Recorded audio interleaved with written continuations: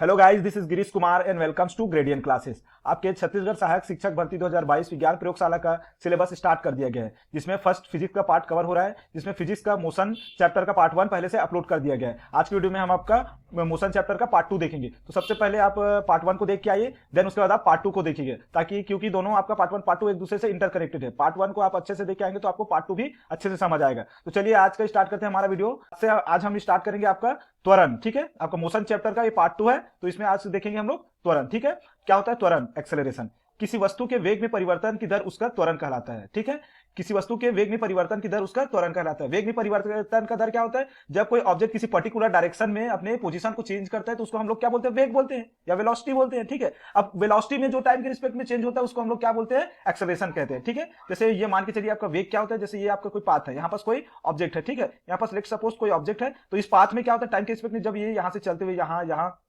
क्या कर रहा है? टाइम के रिस्पेक्ट में पोजीशन को चेंज करेगा एक पर्टिकुलर डायरेक्शन में, तो उसको वेग कहेंगे। अब एक्सेलरेशन क्या होता है? जो ये वेग में जो चेंज होता है उसी को हम लोग क्या बोलते हैं? एक्सेलरेशन। मतलब ये क्या होगा? जैसे ये यहाँ पास आने पे एक फिक्स टाइम में रहता है, यहाँ पास आने पे 1 सेकंड लगा। ठीक है, तो इतना डिस्टेंस को कवर करने में 1 सेकंड लगा। ठीक है, पता चला आपको इतना ही सेम डिस्टेंस कवर करने में आपको कितना हाफ सेकंड लगा। मतलब आपको आपका क्या होते जाएगा? आपका टाइम कम होते जाएगा, आपका जो डिस्टेंस बढ़ते जाएगा। ठीक है, तो ये एक्सेलरेशन होता है। मतलब जैसे फर्स्ट 1 सेकंड में इन्होंने कितना डिस्टेंस कवर किया? आपको 1 मीटर कवर किया। ठीक है, फिर सेकंड में आपका क्या होगा? 1 मीटर कवर करने में इसको और कम डिस्टेंस लगेगा, फिर 1 मीटर को कवर करने में और कम लगेगा। मतलब जैसे जैसे इसका क्या होगा, ये इसका वेग चेंज होते जाएगा, है ना, वेग में परिवर्तन होते जाएगा, तो इसका क्या होगा? टाइम कम लगते जाएगा। इसको इसी को एक्सेलरेशन कहते हैं। ठीक है, जैसे आपने देखा होगा कि जैसे बाइक चलाते हैं, तो बाइक चलाते हैं तो जैसे जैसे आप एक्सेलरेट करते हैं तो पहले क्या होता है? जैसे पहले आप धीरे धीरे जाते हैं तो आपको क्या करता है? किसी डिस्टेंस कवर करने में ज्यादा टाइम लगता है, लेकिन जैसे जैसे आप एक्सेलेरेटर को इंक्रीज करते जाते हैं तो आपको क्या होता है? आप जल्दी जल्दी आगे बढ़ते जाते हैं। ठीक है, तो यही जो वेग में परिवर्तन होता है उसको हम लोग क्या बोलते हैं? त्वरण बोलते हैं। ठीक है, देखिए ये क्या है? एक सदिश राशि है,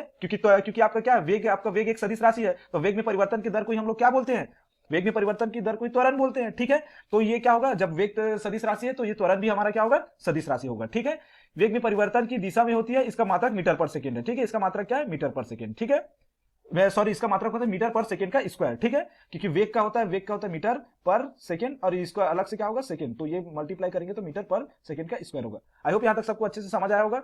चलिए नेक्स्ट देखते हैं।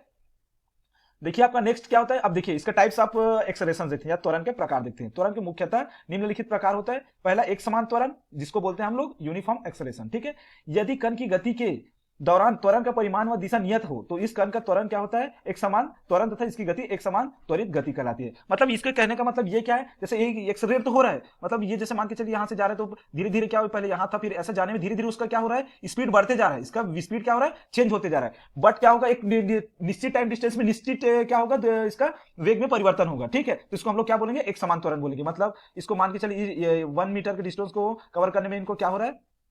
1 सेकंड लग रहा है, फिर इसको क्या करने 1 मीटर को 2 सेकंड लग रहा है, फिर 1 मीटर को कवर करने में इसको मतलब 2 सेकंड, मतलब ये कम होते जाता है, हाफ सेकंड लगा। ठीक है, फिर 1/4 सेकंड लगा। मतलब क्या होगा? टाइम करते एक क्या होगा? निश्चित अंतराल में क्या हो रहा है? टाइम बढ़ते जा रहा है। एक निश्चित अंतराल में क्या हो रहा है? ये आपका त्वरण बढ़ते जा रहा है। ठीक है, तो ये हमारा एक समान त्वरण होगा। ठीक है, नेक्स्ट देखिए परिवर्तीय असमान त्वरण, नॉन यूनिफॉर्म एक्सेलरेशन। यदि गति के दौरान कण के त्वरण का परिमाण अथवा दिशा अथवा दोनों में परिवर्तित होते हैं तो इसका त्वरण परिवर्तित त्वरण कहलाते हैं। मतलब ये क्या होता है? जैसे आपको यहां से जा रहा है, ठीक है, या कोई ऑब्जेक्ट क्या है? मोशन में है। ठीक है, तो इसका वेग में परिवर्तन होता है, तो पहले हो सकता है पहले बढ़ा, फिर उसके बाद हो सकता है थोड़ा सा कम हुआ होगा, लेकिन कंटिन्यू बढ़ा होगा। पहले हो सकता है पहले 1 सेकंड लगता था, फिर अब हाफ सेकंड लगा, फिर हो सकता है 2 सेकंड लगा। मतलब कोई फिक्स क्या हो रहा है? उसका जो वेलोसिटी में चेंज नहीं हो रहा है, वो कम ज्यादा ये जो हो रहा है ना, यही हमारा क्या होता है? परिवर्तीय असमान त्वरण बोलते हैं। ठीक है, आई होप सबको अच्छे से समझ आया होगा। ठीक है, आपका नेक्स्ट देखते हैं औसत त्वरण। देखिए आपका नेक्स्ट होगा एवरेज एक्सेलरेशन या औसत त्वरण। यदि किसी वस्तु के वेग में कुल परिवर्तन तथा उसमें लगे कुल समय के अनुपात को क्या बोलते हैं? त्वरण कहते हैं। मतलब जैसे मान के चलिए यहाँ पास एक बात है, ठीक है, यहाँ क्या कर रहा है? एक बॉडी मोशन कर रहा है। यहाँ पास क्या एक बात है? एक बॉडी मोशन कर रहा है, तो इसमें मान के चलिए पहले इसको क्या लगा? कम टाइम लगा। ठीक है, यहाँ तक आने में, फिर हो सकता है यहाँ से थोड़ा सा ज्यादा लगा। अब इसलिए त्वरण में आपका हमेशा क्या होता है? टाइम कम लगते जाता है। ठीक है, तो मतलब ऐसा होता था पहले, यहाँ पास क्या लगता था? यहाँ पास मान के चलिए 5 सेकंड लगता था 1 मीटर के डिस्टेंस को 5 सेकंड। अब हो सकता है इसको कितना लगता था? यहाँ तक 1 मीटर के नेक्स्ट में 4.5 लगा, फिर हो सकता है इधर 1 सेकंड को 1 मीटर के डिस्टेंस को कवर करने में आपको 2 सेकंड लगा, फिर यहाँ पास कवर करने में उनको हो सकता है 1 मीटर को 1 सेकंड लगा। ठीक है, या फिर यहाँ पर कवर करने में 3.5 सेकंड लगा। ऐसे मतलब कोई फिक्स नहीं है। ठीक है, तो ये जो टोटल डिस्टेंस जितना कवर किया है और जितना टाइम लगा है, मतलब जितना इसका वेग में परिवर्तन हुआ है और जितना ये टोटल टाइम लिया है एक पॉइंट से दूसरे पॉइंट में पहुंचने, तो टोटल के जो होता है ना, उसके अनुपात को हम लोग क्या बोलते हैं? तो ये आपका औसत त्वरण बोलते हैं, मतलब एवरेज औसत औसत त्वरण। औसत त्वरण क्या होगा? टोटल टोटल वेग में परिवर्तन, टोटल वेग में परिवर्तन अपॉन क्या होगा? टोटल कुल लगा समय, ये हमारा क्या होगा? औसत त्वरण होगा। ठीक है, अब नेक्स्ट देखिए ताक्षणिक त्वरण। ठीक है, इंस्टेंटेनियस एक्सेलरेशन, किसी विशेष क्षण पर वस्तु की गति में त्वरण ताक्षणिक त्वरण कहलाता है। मतलब मान के चलिए यहाँ पास है, ये एक ऑब्जेक्ट है, ये मूव कर रहा है। ठीक है, इधर मूव कर रहा है पर्टिकुलर डायरेक्शन में, तो इस पॉइंट पे अगर अचानक से आए तो इस पॉइंट पे इसका जो स्पीड वेलोसिटी जो चेंज होगा, है ना, उसको इसी पॉइंट पे हम लोग क्या बोलेंगे? इंस्टेंटेनियस एक्सेलरेशन बोलेंगे। किसी पॉइंट पे हम लोग क्या करेंगे? एट द टाइम पे हम लोग उसको देखेंगे, तो उसमें जो चेंजेस होगा उसकी वेलोसिटी में एट द टाइम, उसको ही हम लोग क्या बोलेंगे? ताक्षणिक त्वरण बोलेंगे। ठीक है, मान के चलिए यहाँ पास इसका त्वरण हो गया 1 मीटर पर सेकेंड का स्क्वायर, यहाँ पास हो सकता है 2, यहाँ पास इस पॉइंट पे 2 मीटर पर सेकेंड का स्क्वायर, ये सब होगा। तो ये एक particular instant time of instant पे, मतलब एक सूक्ष्म समय अंतराल में किसी पॉइंट पे उसका जो त्वरण होता है उसी को हम लोग बोलते हैं ताक्षणिक त्वरण या फिर इंस्टेंटेनियस त्वरण। ठीक है, अब देखिए इसका कोई एक नोट नीचे से देखिएगा ध्यान से।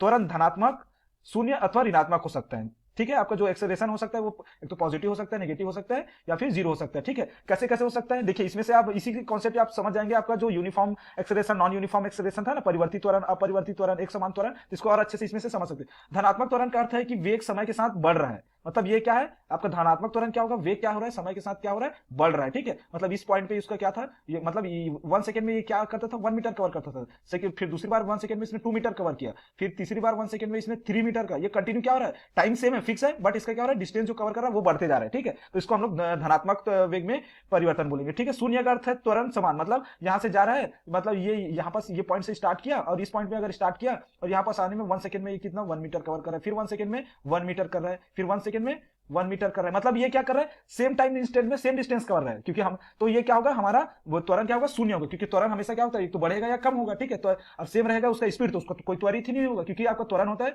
त्वरण आपका त्वरण होता है वेग, त्वरण इज इक्वल टू वेग में परिवर्तन की दर। वेग में परिवर्तन की दर हमारा त्वरण होता है। मतलब वेग में जो होता है del v upon del t, जो टाइम टाइम के रिस्पेक्ट में जो वेलोसिटी में चेंज होता है उसी को बोलते हैं। तो वेलोसिटी में चेंज ही नहीं होगा, क्योंकि वो सेम ही वेलोसिटी से जा रहा है ना। यहाँ भी इसका वेलोसिटी होगा 1 मीटर पर सेकेंड। ठीक है, यहाँ भी वेलोसिटी इसका 1 मीटर पर सेकेंड हो जाएगा। ठीक है, 1 मीटर पर सेकेंड, यहाँ भी वेलोसिटी कितना हो जाएगा? 1 मीटर पर सेकेंड। तो इसमें वेलोसिटी में कोई चेंज ही नहीं हो रहा है। अगर चेंज को निकाले तो 1 - 1 क्या होगा? 0 होगा, कोई चेंज नहीं हो रहा है। तो ये हमारा क्या होगा? उस केस में हमारा 0 होगा। ठीक है, एक समान मात्रा नहीं होता है। जबकि ऋणात्मक त्वरण क्या होता है? मंदन का अर्थ है, ऋणात्मक त्वरण का अर्थ है मंदन। मंदन मतलब आपका मंदन का मतलब होता है रिटार्डेशन। रिटार्डेशन मतलब आप देखिए, आप लोग सभी लोग अगर सभी लोग आई हो बाइक चलाते हैं, तो बाइक चलाते हैं आप देखिए, जब बरसात का टाइम रहता है, रेनी सीजन में क्या होता है, जब आप बरसात रहते है तो कभी आंधी तूफान आता है, तो अपने क्या करते हैं? आंधी तूफान आता है, अपने एक्सेलरेट को फुल एक्सेलरेटर देते हैं, है ना, या एक्सेलरेट करते हैं। उस केस में फिर भी आपका क्या होता है? सामने से इतना आपका एयर का प्रेशर आता है कि आपका क्या होता है? स्पीड कम ही होते जाता है। ठीक है, मतलब जितना एक्सेलरेट कर रहे हो, जितना चेंज कर रहे हो, आपको स्पीड जितना चलना चाहिए उससे और कम चल रहा है, क्योंकि आपको अपोजिट डायरेक्शन में सामने आपका क्या आता है? एयर प्रेशर आता है। ठीक है, तो इस केस में हमारा क्या होता है? रिटार्डेशन होता है, या फिर हमारा त्वरण क्या होता है? कम होता है। ठीक है, क्योंकि एक्सेलरेटर करने पे हमको ऑब्वियसली टेक्निकली हमारा स्पीड बढ़ना चाहिए, बट सामने एयर प्रेशर के कारण हमारा स्पीड और कम हो जाता है। ठीक है, अपोजिट डायरेक्शन में जब हम लोग एयर के जाते हैं। आई होप सबको समझ आया होगा। ठीक है, चलिए नेक्स्ट देखते हैं आपका। अब देखिए हम लोग नेक्स्ट देखेंगे गति का ग्राफी प्रदर्शन। ठीक है, ग्राफिकल रिप्रेजेंटेशन ऑफ मोशन। अब सारे जो आपको जो मोशंस होते हैं उसको ग्राफिकली कैसे प्रेजेंट किया। एक्चुअल में जो ग्राफिकली रिप्रेजेंटेशन क्या होता है, हम लोग किसी टाइम और डिस्टेंस, मतलब अलग टाइम और डिस्टेंस हो गया है ना, टाइम डिस्प्लेसमेंट हो गया, टाइम एंड एक्सेलरेशन हो गया। इसमें क्या होता है? ग्राफ के थ्रू हम लोग किसी इंस्टेंटेनियस टाइम में हम लोग किसी को उसका वेग बता सकते हैं, स्पीड बता सकते हैं, चाल बता सकते हैं, उसका त्वरण बता सकते हैं पॉइंट पे ग्राफ के थ्रू। ठीक है, तो चलिए कैसे बता सकते हैं देखते हैं। ठीक है, आपका ग्राफिकल रिप्रेजेंटेशन ऑफ मोशन, किसी गतिमान पिंड की गति विश्लेषण करने के लिए दूरी विस्थापन समय या वेग समय के मध्य ग्राफ खींचकर गतिमान पिंड की स्थितियों को बता सकते हैं। किसी भी क्षण ज्ञात किया जा सकता है, मतलब किसी भी पॉइंट में उसका स्पीड कितना है, उसका वेलोसिटी कितना है, या फिर उसका एक्सेलरेशन कितना, हम लोग ग्राफ के थ्रू बता सकते हैं। ठीक है, तो आप ऑब्वियसली ग्राफ आपके क्या होता है? दो क्वांटिटी के बीच रिलेशन को इंडिकेट करता है, शो करता है। ठीक है, तो सबसे पहले हम लोग देखते हैं आपके ग्राफ में दूरी समय ग्राफ। ठीक है, डिस्टेंस टाइम ग्राफ। चलिए देखते हैं डिस्टेंस टाइम ग्राफ में क्या होता है। समय के साथ किसी वस्तु की स्थिति परिवर्तन को, ठीक है, समय के साथ कोई वस्तु क्या होता है? उसके स्थिति में परिवर्तन होता है, उसको हम लोग क्या कर सकते हैं? दूरी समय ग्राफ के द्वारा व्यक्त किया जा सकता है। ठीक है, इस ग्राफ में हम समय को एक्स एक्सिस में, यहाँ पर देखिए आपका एक्स एक्सिस में समय को लिया गया है। ये आपका क्या होता है? ये आपका एक्स एक्सिस होता है, और ये आपका क्या होता है? वाई एक्सिस होता है। ठीक है, ये यहाँ पर टाइपिंग मिस्टेक है, ये वाई। तो एक्स एक्सिस में आपका क्या हो गया? समय है, और वाई एक्सिस में आपका दूरी है। ठीक है, प्रदर्शित किया जाता है। दूरी समय ग्राफ का प्रयोग वस्तु की चाल जानने के लिए किया भी करते हैं। इसमें विभिन्न अवस्थाओं में निम्न प्रदर्शित किया जा सकता है। मतलब हम लोग क्या कर सकते हैं, दूरी और समय ग्राफ के थ्रू हम लोग बेसिकली क्या बताते हैं, वस्तु का हम लोग क्या बताते हैं, चाल बताते हैं। ठीक है, किसी भी पॉइंट में हम वस्तु के चाल को दूरी समय ग्राफ के थ्रू बता सकते हैं। ठीक है, तो यहाँ पर देखिए अगर इस पॉइंट पे है तो इस पॉइंट पे हम लोग क्या करेंगे, ऐसे एक लाइन ड्रॉ करेंगे और इस पॉइंट पे हम लोग इसका समय पूछेंगे, समय बता सकते हैं। या फिर ये यहाँ से हुआ आपका दूरी है तो यहाँ पर हम लोग क्या कर सकते हैं, किसी एक पॉइंट में यहाँ पे हम लोग इसका क्या कर सकते हैं, चाल बता सकते हैं। तो देखिए इसका अलग अलग केस है।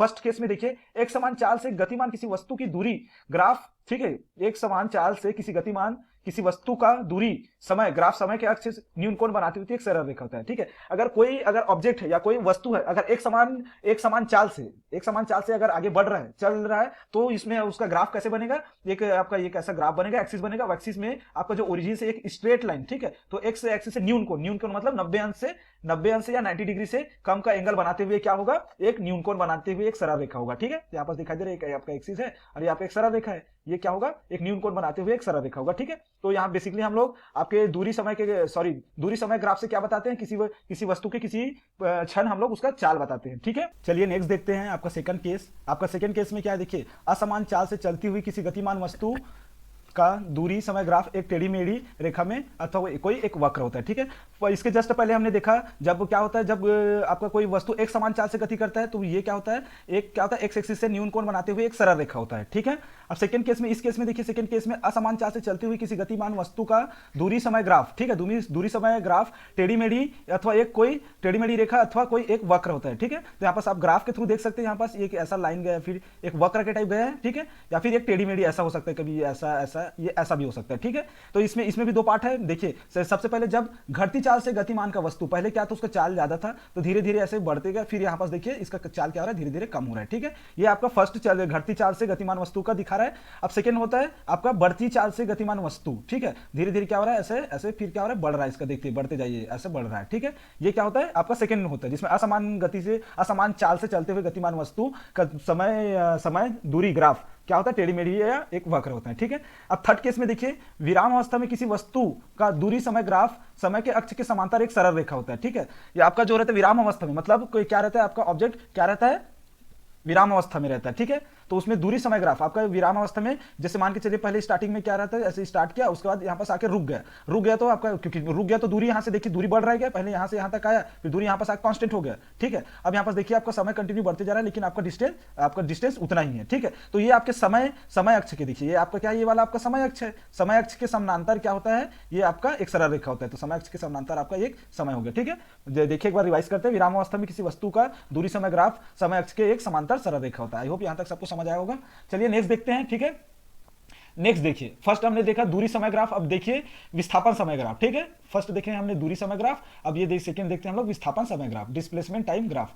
भिन्न भिन्न समयों पर किसी गतिमान वस्तु के विस्थापन किसी निर्देश बिंदु के सापेक्ष व समय के बीच के ग्राफ को विस्थापन समय ग्राफ कहते हैं। मतलब जैसे कोई ऑब्जेक्ट क्या है, ये यहाँ से स्टार्ट किया है ना, इस पॉइंट के रिस्पेक्ट में मान के चलिए पहले कोई ऑब्जेक्ट यहाँ था। ठीक है, अब यहाँ से चलना क्या स्टार्ट किया, तो इस पॉइंट के रिस्पेक्ट में क्या है, मोशन में आ गया, मोशन में आया तो देखिए किसी गतिमान वस्तु के विस्थापन किसी निर्देश बिंदु की, मतलब ये यहाँ से मोशन में आया इस बिंदु के रिस्पेक्ट में।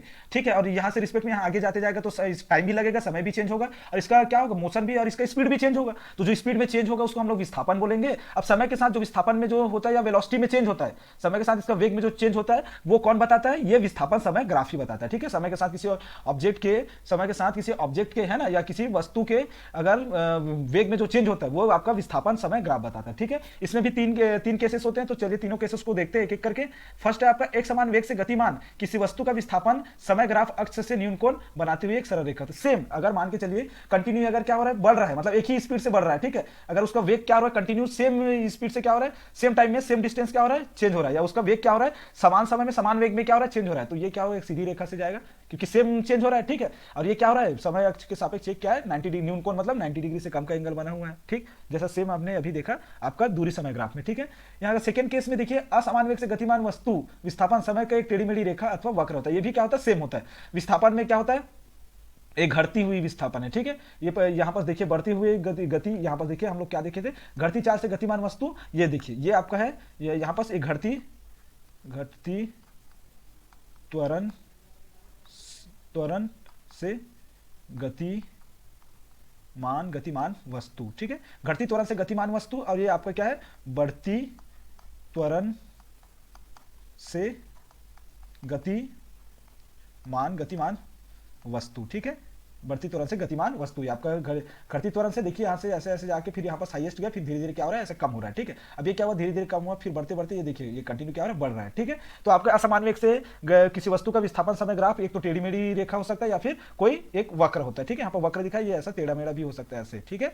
चलिए नेक्स्ट देखते हैं आपका, देखिए अब आपका नेक्स्ट क्या होता है, देखिए थर्ड केस, ठीक है। इसमें भी आपका थर्ड, किसी स्थिर वस्तु का विस्थापन समय ग्राफ, ठीक है, किसी स्थिर वस्तु का विस्थापन समय ग्राफ समय अक्ष के समानांतर रेखा होती है, ठीक है। विस्थापन समय अक्ष का वस्तु वेग को प्रदर्शित करता है। मतलब यहाँ पर देखिए सेम वो जैसा वेग में था, अगर किसी वस्तु में क्या हो रहा है, अगर कोई स्थिर वस्तु, ऑब्वियसली अगर कोई वस्तु स्थिर है, बाइक अगर मान के चलिए आपका बाइक रुका हुआ है, तो आप कितना भी एक्सेलरेटर दो उसमें कोई चेंज होगा क्या, उसके स्पीड में कोई चेंज होगा क्या, वो तो खड़ा ही है, तो उसमें क्या होगा चेंज, कोई भी चेंज नहीं होगा। तो उसमें बल्कि आप जितना भी एक्सेलरेटर देते आपका टाइम निकलते जाएगा। आप पहले 1 घंटे पहुंचने वाले थे, फिर लेट होंगे 2 घंटे, क्योंकि आपका बाइक तो खड़ा ही है। मैं यहाँ इस पॉइंट पे है, आपको यहाँ जाना है, आप यहाँ पास आपका बाइक क्या है, खड़ा हुआ है, ठीक है, आपका बाइक यहाँ पास खड़ा हुआ है, ठीक है। तो आप यहाँ पास कितना भी एक्सेलरेटर दीजिए, आप यहाँ तो नहीं, पहले मान के चलिए 30 सेकंड में जाने थे, तो आप जितना भी जाए ना, सॉरी वो आपका 30 मिनट में जाने थे, तो आपका टाइम निकलते जा रहा है कंटिन्यू, 1 आवर हो गया, 2 आवर, क्योंकि आप यहीं खड़े हैं। तो विस्थापन में कोई चेंज नहीं हो रहा है, तो मतलब एक सीधा कोई चेंज को नहीं शो कर रहा है। अगर चेंज होता तो ऐसे वक्र पे जाता, लेकिन इसमें कोई चेंज नहीं हो रहा है, समय बढ़ते जा रहा है। तो ये हमारा क्या होता है, एक समय अक्ष के समानांतर एक सरल रेखा होता है, ठीक है। कब, जब आपका स्थिर वस्तु का विस्थापन से क्या होता है, या वस्तु का विस्थापन स्थिर होता है, ठीक है। जब वस्तु का इस विस्थापन स्थिर होता है, तो वो आपका जो ग्राफ होता है उसमें एक क्या होता है, समय अक्ष के समानांतर एक सरल रेखा होता है, ठीक है। चलिए नेक्स्ट देखते हैं आपका, अब थर्ड ग्राफ हो गया वेग समय ग्राफ, ठीक है, वेलोसिटी टाइम ग्राफ। समय के साथ वस्तु के वेग में परिवर्तन को वेग समय ग्राफ द्वारा व्यक्त करते या प्रदर्शित करते, ठीक है। वेग देखिए, मतलब आपको वेग समय ग्राफ के द्वारा क्या करते हैं, समय के साथ वस्तु के वेग में परिवर्तन, समय के साथ वस्तु के वेग में परिवर्तन को हम लोग क्या बोलते हैं, त्वरण बोलते हैं, ठीक है। समय के साथ वस्तु के वेग में परिवर्तन को हम लोग क्या बोलते हैं, त्वरण कहते हैं, ठीक है।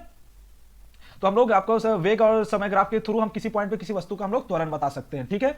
तो यहाँ पर देखिए, जब कोई वस्तु एक समान वेग से गतिमान होता है, तो समय के साथ वेग समय ग्राफ की ऊंचाई में भी कोई परिवर्तन नहीं होता, और यह एक एक्सिस के समानांतर एक सीधी रेखा होता है। यह ग्राफ निम्न दर्शाया गया है, ठीक है। आप सेम जैसे ही देख रहे हैं, अगर कोई वस्तु क्या एक समान वेग से गतिमान है, इसके वेग में कोई चेंजेस नहीं हो रहा है। जब किसी वस्तु के वेग में चेंज नहीं होता है, तो वो क्या होता है, किसी वस्तु के वेग में चेंज नहीं होता है, तो उसका त्वरण 0 होता है। आपका त्वरण एक्सेलरेशन क्या होता है, del v upon del t होता है। अगर आपको वेग में यह होता है वेग में परिवर्तन, तो आपका अगर वेग में परिवर्तन 0 है और टाइम कितना भी है, तो आपका 0, अब टी अपॉन 0 क्या होगा, 0 हो जाएगा। तो आपका एक्सेलरेशन भी 0 होगा। मतलब ये क्या होगा, आपका एक समान वेग से क्या होगा, तो ये होता है आपका समय अक्ष के समानांतर एक सरल रेखा होता है, ठीक है। समय अक्ष के समानांतर एक सरल रेखा होता है, ठीक है।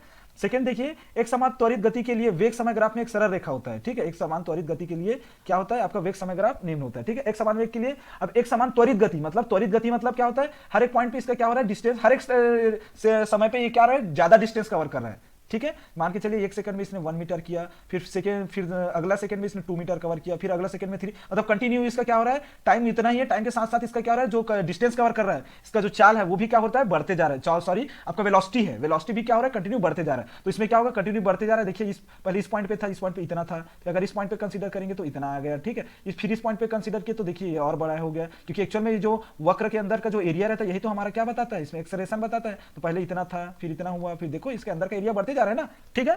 तो ये हमारा क्या होगा, सेकंड केस हो गया। चलिए अपन क्या करते हैं, नेक्स्ट केस देखते हैं। आपका नेक्स्ट केस क्या होता है, थर्ड में देखिए, जब किसी वस्तु की गति में असमान त्वरण होता है, तब उसका वेग अनियमित रूप से बदलता है तथा वेग समय ग्राफ एक वक्र के रूप में प्रदर्शित होता है। सेम वही है, ठीक है, जो अभी तक हम लोग क्या कर रहे हैं, पढ़ते आ रहे हैं, ठीक है। अगर किसी वस्तु के असमान त्वरण से होता है, तो असमान त्वरण से तो एक टेढ़ी मेढ़ी रेखा होता है या फिर एक वक्र होता है, ठीक है। असमान में होता है आपका टेढ़ी मेढ़ी रेखा या एक वक्र होता है। यहाँ पर देखिए, ये आपका होता है ये घटते वेग है, और ये आपका क्या बढ़ते वेग है, ठीक है। समय के साथ बढ़ते वेग है और ये समय के साथ घटता वेग है, ठीक है। अब इसमें 2 है, अब इसका अत्वरित में वे टेढ़ी मेढ़ी की आकृति भी हो सकती है। असमान जैसे ऐसे टेढ़ी मेढ़ी, जैसे ऐसे गया, फिर ऐसे गया, फिर ऐसे ऐसे ऐसे ऐसे ऐसे, मतलब कोई टेढ़ा मेढ़ा बढ़ते जा सकता है, या फिर आपका ऐसे भी हो सकता है, ठीक है, ऐसे ऐसे भी हो सकता है, ठीक है, कैसे भी टेढ़ा मेढ़ा हो सकता है, ठीक है। अब यहाँ पर कुछ इंपॉर्टेंट पॉइंट्स दिया गया है, उसको आप देखिए, केयरफुली देखिएगा। फर्स्ट आपका इंपॉर्टेंट पॉइंट है वेग v समय t वेग ग्राफ द्वारा घेरे गए क्षेत्रफल में गति का मान वस्तु का विस्थापन क्या किया सकता है, ज्ञात किया सकता है। वेग मतलब ये देखिए, मान के चलिए ये है, अब मान के चलिए इसको अगर हम लोग ये ऐसा किस पॉइंट पे ये कर रहे हैं, ड्रॉ कर रहे हैं, तो ये जो जितना एरिया कवर कर रहा है ये वक्र, इस एरिया को थ्रू हम लोग क्या बता सकते हैं, इस गतिमान वस्तु का विस्थापन बता सकते हैं, ठीक है। यहाँ पर देखिए, यहाँ पर एक स्ट्रेट लाइन, तो इतना ये क्या कर रहा है, एक वक्र इतना एरिया कवर है। तो ये अगर ये एरिया हम लोग निकालिए, तो इस एरिया के थ्रू हम लोग क्या बता सकते हैं, किसी भी गतिमान वस्तु का त्वरण बता सकते हैं, ठीक है। वेग समय में, ठीक है, वेग समय ग्राफ में, ठीक है।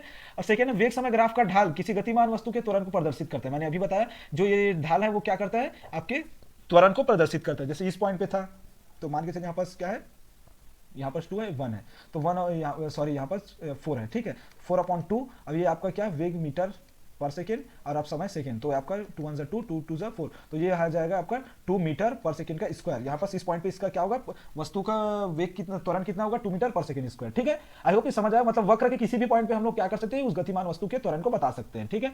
थर्ड देखिए, यदि ग्राफ का ढलान धनात्मक है तो त्वरण भी धनात्मक होगा, जैसे हमने बताया ना। जैसे यहाँ पर इसका ढलान क्या है, देखिए धनात्मक है, इसका फर्स्ट का ढलान देखिए, इस वाले का ढलान, आप जैसे इसका ढलान देखेंगे तो यहाँ पर आपका ढलान क्या दिखाई दे रहा है, ये ढलान ऐसे बढ़ते कंटिन्यू बढ़ते जा रहा है कि नहीं बढ़ते जा रहा है, तो इसका भी त्वरण भी क्या होगा, बढ़ेगा, ठीक है। अब यदि धनात्मक है धनात्मक, यदि ग्राफ का ढलान ऋणात्मक है तो त्वरण भी क्या होगा, आपका ऋणात्मक होगा। जैसे यहाँ पर देखिए इसका ढलान पहले बढ़ा बट धीरे धीरे क्या हो रहा है, कम होते जा रहा है इसका ढलान, तो इसमें आपका त्वरण भी क्या होगा, ऋणात्मक होगा। आई होप सबको यहाँ तक अच्छे समझ आया। चलिए नेक्स्ट देखते हैं, आपका नेक्स्ट है देखिए त्वरण समय ग्राफ, ठीक है। अब अभी हम लोग नेक्स्ट देखेंगे आपका 4th नंबर त्वरण समय ग्राफ, ठीक है, एक्सेलरेशन टाइम ग्राफ। समय के साथ वस्तु के त्वरण में परिवर्तन को त्वरण में, देखिए समय के साथ वस्तु के त्वरण में परिवर्तन को ही त्वरण समय ग्राफ द्वारा प्रदर्शित किया। समय के साथ अगर वस्तु के त्वरण में जो परिवर्तन होता है उसी को हम लोग क्या कर सकते हैं, त्वरण समय ग्राफ के थ्रू बता सकते हैं, ठीक है। इस ग्राफ में आपके समय को एक्स एक्सिस में तथा त्वरण को वाई एक्सिस में लिया जाता है। त्वरण समय ग्राफ द्वारा घेरा गया क्षेत्रफल वस्तु के वेग को दर्शाता है, ठीक है। जैसे यहाँ पर आपका देखिए आपका एक्स अक्ष में त्वरण, तो यहाँ पर आपका एक्स अक्ष में आपका क्या दिया है, सॉरी एक्स अक्ष में आपको यहाँ पर समय को एक्स अक्ष में, तो यहाँ पर समय एक्स अक्ष में, आपका त्वरण को वाई अक्ष में, तो यहाँ पर वाई अक्ष में आपका त्वरण को दर्शा दिया, ठीक है। त्वरण समय ग्राफ द्वारा घेरा गया क्षेत्रफल, यहाँ पर ये आपका ग्राफ बनाया गया, तो ये जो क्षेत्रफल ये इसने कवर किया, इस क्षेत्रफल के थ्रू हम लोग क्या बता सकते हैं, वस्तु का वेग को बता सकते हैं, ठीक है। यहाँ पर जैसे यहाँ पर अगर हम लोग लाइन खींच रहे हैं, ठीक है, त्वरण में, तो ये जो क्षेत्रफल कवर किया है, ठीक है, ये जो क्षेत्रफल कवर किया है, तो इस क्षेत्रफल के थ्रू हम लोग क्या बता सकते हैं, इस वस्तु का तो आप वेग बता सकते हो, ठीक है। जैसे यहाँ पर था तो यहाँ पर जैसे एक लाइन ड्रॉ करेंगे तो ये जो क्षेत्रफल इसके थ्रू हम लोग क्या बता सकते हैं, इसका अगर क्षेत्रफल निकालिए तो हम उस वस्तु का वेग को बता सकते हैं, ठीक है। चलिए आप नेक्स्ट देखते हैं। नेक्स्ट आपका होता है गति के समीकरण, इक्वेशन ऑफ मोशन। ये बहुत इंपॉर्टेंट है, इसमें से आपका मोस्टली एक क्वेश्चन तो बनेगा ही बनेगा, तो इसको अच्छे से देखिए, ठीक है। यदि किसी वस्तु का प्रारंभिक वेग u है तथा एक समान त्वरण a है, तो t समय में दूरी तय करने के पश्चात वस्तु का वेग v हो जाता है, ठीक है। मतलब कहने का मतलब देखिए, मान के चलिए ये है, यहाँ से कोई वस्तु, ये आपका रेफरेंस स्टार्टिंग पॉइंट है और यहाँ पास क्या हो जाता है, ये एंडिंग पॉइंट है, ठीक है। यहाँ पास मान के चलिए आपका कोई यहाँ पास कोई वस्तु है, यहाँ वस्तु मान के चलिए स्टार्ट किया, तो यहाँ पर स्टार्टिंग इसका त्वरण मान के चलिए प्रारंभिक वेग u है।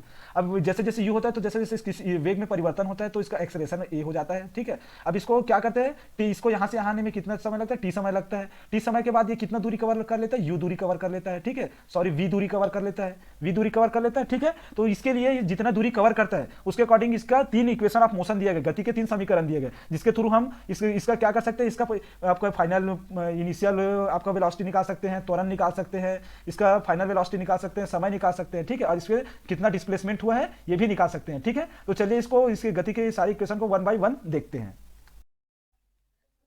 तो देखिए आपका फर्स्ट इक्वेशन ऑफ मोशन है v is equal to u plus a t, ठीक है, ये फर्स्ट इक्वेशन ऑफ मोशन है। ये आपका v क्या होता है, अंतिम वेग, u क्या होता है आपका प्रारंभिक वेग, ये आपका क्या है टाइम टेकन यहाँ लिया गया समय, और a क्या है आपका त्वरण होता है, ठीक है। अब सेकेंड इक्वेशन ऑफ मोशन क्या होता है, त्वरण होता है u plus u into T या ut प्लस 1/2 ए टी का स्क्वायर, ठीक है। ये आपका क्या होता है, ये आपका क्या अंतिम वेग ज्ञात करने का है फॉर्मूला है, और ये आपका क्या है त्वरण निकालने का फॉर्मूला है, ठीक है। आपका थर्ड इक्वेशन ऑफ मोशन होता है v square is equal to u square plus 2as। तो आपका ये तो आपका अंतिम क्या वेग है, ये आपका स्टार्टिंग या प्रारंभिक वेग है, आपका 2 तो कांस्टेंट है, और यहाँ पास आपका a क्या है त्वरण है, और s क्या है आपका डिस्प्लेसमेंट है, विस्थापन है, ठीक है। तो ये तीनों फॉर्मूला के थ्रू आप क्या कर सकते हो, आप क्या फाइंड कर सकते हो, आप पहले u फाइंड कर सकते हो, ठीक है। ये क्या आपका प्रारंभिक वेग है, v निकाल सकते हो, ठीक है। v क्या होता है आपका अंतिम वेग, ठीक है। आप और क्या निकाल सकते, a निकाल सकते हो त्वरण, आप और क्या निकाल सकते हो, s निकाल सकते हो विस्थापन, और ये इसी को हम लोग बोलते हैं हाइट भी बोलते हैं, ठीक है। क्योंकि जब वो एक सरल रेखा में गति करेगा तो विस्थापन होगा, लेकिन जब एक हाइट से नीचे आएगा तो इसको हम लोग क्या बोलेंगे, हाइट बोलेंगे, ठीक है। हाइट, अभी हाइट वाला जरूरी ग्रेविटेशन में यूज होगा, ठीक है। और आप क्या निकाल सकते हो, टी समय निकाल सकते हो, ठीक, टाइम निकाल सकते हो, ठीक है। ये सारे वैल्यू आप इस तीनों इक्वेशन का यूज करके सारे टर्मिनोलॉजी आप फाइंड कर सकते हैं, ठीक है। अब देखिए इसका टर्मिनोलॉजी की क्या क्या होता है, पहले यदि मंदन है तो मंदन मतलब रिटार्डेशन। रिटार्डेशन किसको बोलते हैं? जैसे यहाँ पर क्या हो रहा है, इस डायरेक्शन में कोई ऑब्जेक्ट मूव कर रहा है तो उसको अपोजिट डायरेक्शन में कोई रेजिस्टेंस आ रहा है, ठीक है, क्या आ रहा है, ये ऑब्जेक्ट रेजिस्टेंस क्या कर रहा है, एक्सपीरियंस कर रहा है, अनुभव कर रहा है, तो उसको हम लोग रिटार्डेशन बोलते हैं, ठीक है। यदि मंदन है तो त्वरण का मान क्या होगा, ऋणात्मक होगा, ठीक है। ऑब्वियसली इधर जाने का ट्राई करेगा तो इसका क्या होगा, लेकिन यहाँ से अगर कोई यहाँ से रेजिस्टेंस आ रहा है तो ये क्या होगा, इसका त्वरण कम हो जाएगा या ऋणात्मक हो जाएगा। जैसे आपको बाइक का वाला एग्जांपल बताया ना, जो बरसात के दिन में सामने से बहुत तेज हवा तूफान चलता है तो आप आगे जाती के बजाय आपकी स्पीड कम हो जाता है, ठीक है। सेकंड, यदि फील्ड एक समान वेग से गतिमान हो तो आपका त्वरण क्या होगा, जीरो होगा, ठीक है। आपका त्वरण होता है वेग में परिवर्तन, तो वेग में कोई परिवर्तन नहीं होगा तो आपका त्वरण क्या होगा, जीरो होगा, ठीक है। यदि वस्तु विरामावस्था से चलना प्रारंभ करती है तो उसका प्रारंभिक वेग जो u रहता है, आपका u क्या होगा, जीरो होगा होता है। यदि वस्तु अंत में जाके रुक जाती है तो अंतिम वेग क्या हो जाएगा, v शून्य होगा, ठीक है। अगर कोई वस्तु यहाँ रुका हुआ है, यहाँ से चलना प्रारंभ करता है तो इस पॉइंट पे इसका क्या होगा, प्रारंभिक वेग जीरो होगा। अब यहाँ पर चलते चलते चलते चलते यहाँ पर जाके किसी पॉइंट पे रुक गया तो यहाँ पर v का वैल्यू क्या होगा, जीरो होगा, ठीक है। इस प्रकार वस्तु को सरल रेखीय गति या रेखीय त्वरण में, ठीक है, कहते हैं, ठीक है। अब नेक्स्ट देखिए, आपका नेक्स्ट क्या है, ये देखिए। अब नेक्स्ट देखते हैं आपका सर्कुलर मोशन, वृत्तीय गति, सर्कुलर मोशन, ठीक है। जब कोई कण किसी तल में इस प्रकार गति करता है कि उसको किसी स्थिर बिंदु से दूरी पर नियत रहे, उसकी यह गति, ये क्या होता है, ये क्या रहता है, उस गति निश्चित बिंदु के सापेक्ष वृत्तीय गति कहलाती है। मतलब ये मान के चलिए एक बिंदु है, ठीक है। अब ये एक बिंदु से एक निश्चित दूरी पे, एक मतलब ये मान के चलिए r है, तो एक निश्चित दूरी पे क्या कर रहा है, सेम इसी दूरी को मेंटेन करते हुए ये क्या कर रहा है, मूव कर रहा है, तो इसको हम लोग बोलेंगे वृत्तीय गति या सर्कुलर मोशन, ठीक है। आपका रोटेटरी मोशन देखे थे, इसका रोटेटरी मोशन में क्या होता है, एक सर्कुलर पाथ के अराउंड, ऐसा नहीं कि इसके कोई पॉइंट है तो इसका डिस्टेंस कोई फिक्स है, उसमें डिस्टेंस फिक्स नहीं रहता था, बस एक सर्कुलर पाथ था, उसके अराउंड क्या कर रहा है, मोशन करता था, वो होता है। अब ये आपका रोटेटरी मोशन होता था। अब ये सर्कुलर मोशन क्या होता है, जहां से आपका किसी फिक्स पॉइंट से इसका डिस्टेंस क्या रहता है, फिक्स रहता है, उसके अराउंड ही ये क्या करता है, मोशन करता है, ठीक है। एक समान वृत्तीय गति क्या होता है, अब यदि कोई वस्तु वृत्तीय पथ पर एक समान चाल से गति कर रहा है तो उसकी गति एक समान वृत्तीय गति कहलाती है। मतलब यहाँ पर था तो एक सेम स्पीड से क्या कर रहा है, सेम स्पीड से इसके अराउंड क्या कर रहा है, मोशन कर रहा है, तो एक समान वृत्तीय गति कहलाता है, ठीक है। वृत्तीय गति के प्रमुख उदाहरण निम्न है। आपका फर्स्ट है चंद्रमा में पृथ्वी की गति, ठीक है। आपको देखिए ना, एक जो आपको जैसे एक चक्कर लगाता है सन के अराउंड एक चक्कर लगाने में उसको 24 आवर लगता है, क्योंकि इसीलिए 24 आवर फिक्स 24 आवर लगता है, क्योंकि वो एक समान गति से एक सेकंड में इतना इतना ऐसा करके फिक्स टाइम पे फिक्स डिस्टेंस कवर कर रहा है, ठीक है। पृथ्वी के चारों ओर के उपग्रह की गति, पंखे की गति नोट एक समान वृत्तीय गति करने वाले किसी कार्य करने वाले बल को अभिकेंद्री बल कहते हैं, ठीक है। मतलब कोई वस्तु अगर क्या कर रहा है, एक समान वृत्तीय गति कर रहा है तो इसके जो केंद्र में इसमें जो फोर्स लगता है, क्योंकि जैसे आपने देखा होगा बचपन में यहाँ पर एक पत्थर है, उसमें धागा बांध के इसको यूं ऐसे घुमाए होंगे तो ये क्या होता है, ऐसा लगता है कि ये धागे को तोड़कर जाने वाला हो, ठीक है। या फिर आपको जो सेंटर साइड में क्या करता है, ऐसा कोई ऑब्जेक्ट रहता है तो उसको क्या करता है, सेंटर साइड एक क्या लगता है, फोर्स लगता है, सेंटर के साइड अट्रैक्शन फोर्स उसको एक्सपीरियंस होता है, तो उस फोर्स को हम लोग बोलते हैं आपका अभिकेंद्रीय बल, ठीक है, अभिकेंद्रीय बल। और अभिकेंद्रीय बल का फॉर्मूला होता है mv²/r, F = mv²/r, ठीक है। m क्या होता है, मास होता है, मास का ऑब्जेक्ट, ये आपका वेलोसिटी होता है, और r आपका क्या होता है, ये जो डिस्टेंस होता है, त्रिज्या, ठीक है, त्रिज्या होता है। आई होप समझ आया होगा। इस प्रकार से आपका क्या होता है, आपका जो मोशन पार्ट का, मोशन चैप्टर का आपका सेकंड पार्ट भी कंप्लीट होता है, और बेसिकली आपका पूरा मोशन चैप्टर कंप्लीट होता है। मतलब मोशन चैप्टर का आपका पूरा कंप्लीट थ्योरी पोर्शन कंप्लीट हो गया है। अब नेक्स्ट वीडियो में हम लोग इसका क्या करेंगे, क्वेश्चंस करेंगे, एमसीक्यूज करेंगे, ठीक है।